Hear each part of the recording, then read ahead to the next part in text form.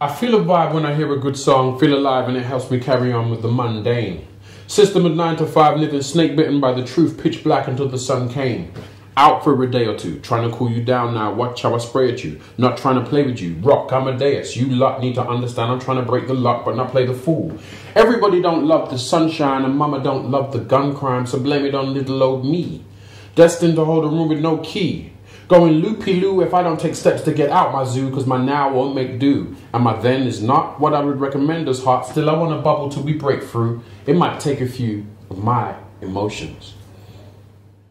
Right, let's start at the beginning then. Paint the scene, right, where you grew up. Where did you grow up? I grew up in South London. I used to roll with two guys, Leon Allard and Isaac Torto. And these are my school friends. That we were the trio. And the combination was funny because it was like one very boisterous West Indian skinny child with an afro that would fight anybody, and then one kind of smooth, calculating newcomer to the Ghanaian newcomer to the country that was basically from Ghana, that was here, that was Isaac.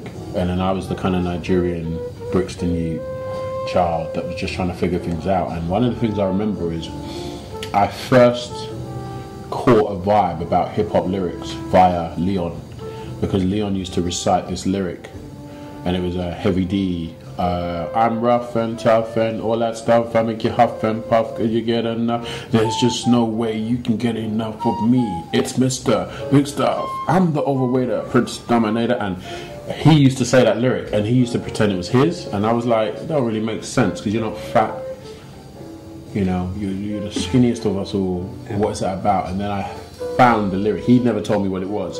I happened to hear it on a radio show, and I was listening to hip hop, I was interested, but that was the first time that a lyric had actually jumped out into my real life. And that was a moment for me. I must have been living wrongly for about 2 years because my body was shutting down and I wasn't paying attention, because I was just thinking, oh, it's some form of depression. I'm gonna, you know, like some days I wouldn't want to leave the house. Some days I couldn't move. And I just attributed it to not feeling too well, or just something that's kind of, you know, my body's going through right now. And what was going on is I was slowing down. And I slowed down to the point that I had to start taking baths of cold water and jump into that and bath in cold water in order to be able to move. And my mind wouldn't tell me that that was wrong. Went to the hospital and found out that I was having an episode. And basically, I nearly died. I was so far gone with what was going on is they assumed I knew I was diabetic, and they were like, how the fuck did you let it get to this point? So life changed after that. The word depression, obviously you think of it a particular way. So you think of it as like, oh, a moody guy that's just sitting there kicking rocks, thinking blah blah blah, and it's not even that. Sometimes it's just the lack of get up and go to do anything. And I've been suffering from that for the last 4 years. So that has been the major change in my life. The reason why I'm saying it in the interview is not because I want pity or mercy. There's people that go through this every day. There's people that have these things that just go and do normal jobs, so I'm not special. Well, the difference between you and the people that do deal with it every day and go to an office is that you have an outlet to talk about it. Yeah. Did all of that diabetes and all that stuff affect how you wrote Special Kind of Four? I got to a point where I was like, do you know what? All these airs and graces and this whole kind of mask of, you know, I'm just a super cool guy, be like me. I just felt like not really putting it on. I really felt like talking from a perspective of like, okay, so I've got a song called Falling on the album. And I don't talk about me falling, I talk about everybody falling. Because we all do fall down. We have our periods where we're like, I'd rather be up there, you know? And, but we don't, it's not cool to talk about it. Or it's not cool to dance to songs talking about it. So I wanted to make it cool. Like, I moved away from doing acapellas and rhyming on radio and doing certain things a certain way because I felt like we were just Muppets, puppets tools. We come in and we rap or we tap dance. That's all I do, isn't it?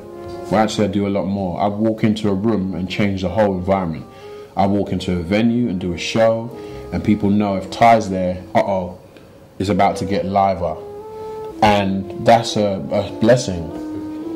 I really wanted to make sure that if that is the gift and the curse, then I want that to be